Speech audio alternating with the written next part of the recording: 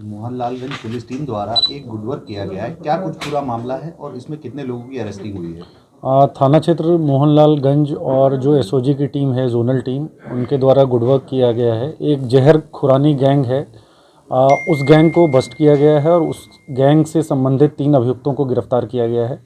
इसमें 6 तारीख को एक व्यक्ति के द्वारा सूचना दी गई थी कि उसका जो ई रिक्शा है वो 5 तारीख को 2 व्यक्ति उसके ई रिक्शा पर बैठे और उसको एक जगह से दूसरे जगह गंतव्य स्थान पर जाने के लिए उसको कहा और रास्ते में चाय पीने के बहाने उसको रोककर उसके चाय में कुछ नशीला पदार्थ मिला दिया गया था। उसके बाद बेहोशी की हालत में उसको कहीं उतार दिया गया और उसके ई रिक्शा को जो है वो कहीं और ले जाकर अपना उसका बैटरी वगैरह उसको बेच दिया गया।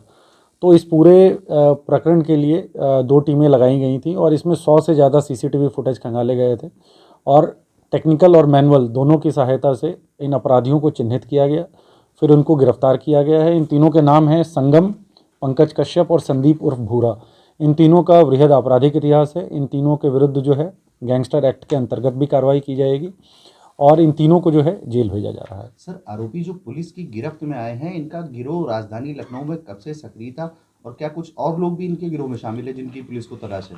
देखिए, इनका जैसा मैंने आपको बताया कि इनका वृहद आपराधिक इतिहास है, कुछ पुराने मुकदमे भी हैं। इनमें एक व्यक्ति कन्विक्टेड भी है, अभी पैरोल पे बाहर आया है और इनके द्वारा आते ही फिर अपराध कारित किया गया है इस तरीके का। तो इनको गिरफ्तार करके जेल भेजा रहा है और निश्चित रूप से भविष्य में जो है कठोरतम वैधानिक कार्रवाई की जाएगी। इनके अगेंस्ट गैंगस्टर एक्ट के अंतर्गत भी कार्रवाई की जाएगी। सर, तीनों का आपस में कनेक्शन क्या है? देखिए, ये जो तीनों हैं, ये इंटरेस्टिंग चीज़ है कि अलग अलग थाना क्षेत्र के रहने वाले हैं और तीनों एक समय में ही जेल में थे। तो जेल में ही इनकी दोस्ती हुई और बाहर आने के बाद फिर इन्होंने योजनाबद्ध तरीके से जो है इस तरह के अपराध को अंजाम दिया है। सर, राजधानी लखनऊ के अलावा क्या बाहर भी ये कोई घटनाओं को अंजाम दिए हैं?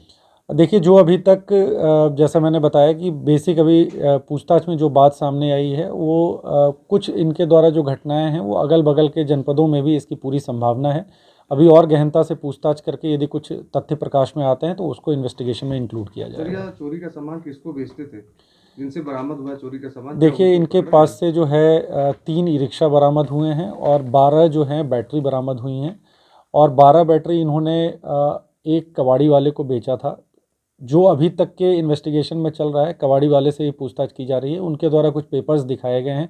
यदि ये प्रमाणित होता है कि उनकी जानकारी में ये था कि ये चोरी का सामान है तो फिर निश्चित रूप से उनके अगेंस्ट भी कार्रवाई की जाएगी। आरोपियों की अरेस्टिंग कहाँ से हुई है और गिरफ्तार करने वाली जो टीम है उसको क्या कुछ इनाम वगैरह भी दिया जाएगा? निश्चित रूप से जो गिरफ्तार करने वाली टीम है इनको 25,000 का जो इनाम है वो दिया जाएगा।